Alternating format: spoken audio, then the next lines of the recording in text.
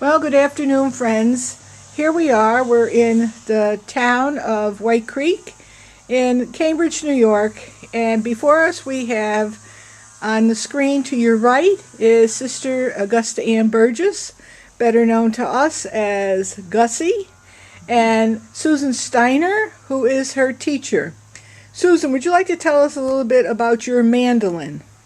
Well, the mandolin I'm playing is a Gibson, F9 actually. It's a no frills model, so that kept the cost down. But I just love the tone of Gibson mandolins. It's probably one of the most famous mandolins in America today. Normally played by bluegrass artists. Okay. And Gussie, could you tell us a little bit about your mandolin? I noticed it's a different shape. If you could tell us a little bit about the shape and how you came to get it.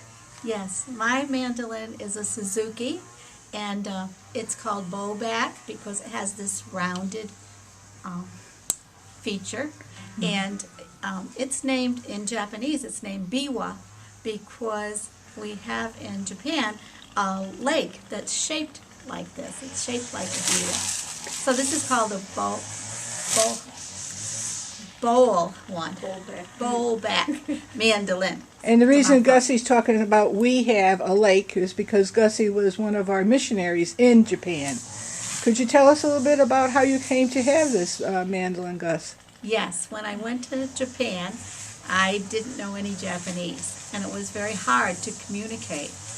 But I found that through music, it was a common thread. So I wanted to play this mandolin, and I bought it there. And I played in the Mie Prefecture guitar mandolin group.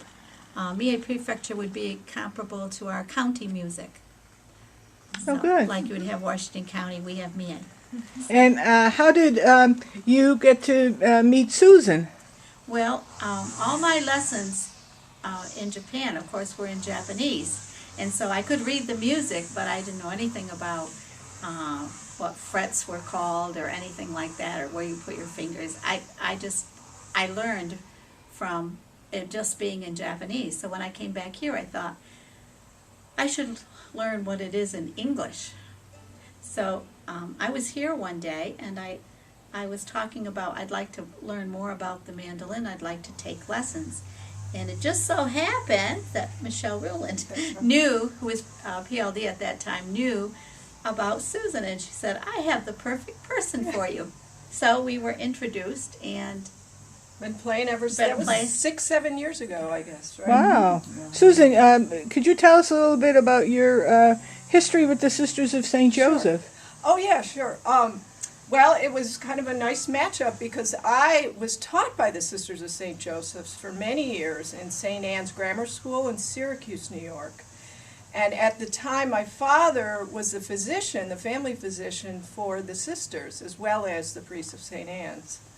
And I guess you could say I was really nurtured by them musically. They were the ones actually that pushed me to play the guitar and perform at church for the folk masses back in the early 70s. And to sing and dance. I danced on stage, in fact, at the Provincial House back in 71. The Irish Jig. And then we played the guitar, me and a couple classmates. But another Sister Catherine influenced me to go into biology, and today I teach biology at Hudson Valley Community College. I'm a professor over there. So I can thank Sister Catherine and my father, for nurturing the science. Was that a Sister of St. Joseph, Sister Catherine? Oh, yeah, Sister Catherine Ann, I believe. Or Ann Catherine. We called her Sister Catherine, but she taught 7th grade biology. Oh, good. And you mentioned your dad was a physician in service to the sisters. Mm-hmm. Was that also in Syracuse? Yes, it was. His office was less than a mile down the road, and he often made house calls. Mm-hmm. And you have good family friends that are Sisters of St. Joseph. Yes, my mom taught religious ed at St. Anne's, and she was friends with, in particular, I remember Sister Noreen, who probably passed away maybe 10 years ago. She was a great friend of the family. Yeah. And my mom used to come up here to the provincial house and visit her. And also Sister Helen, you mentioned? Sister Helen and That's Sister Helen Palermo. Helen Palermo. Yes. And because St. Anne's is closed now, she resides at Blessed Sacrament in Syracuse. Yes. Great. Well, I think we'll let you take a little break from speaking, and then we'll let you tune up, then we'll hear some of your music.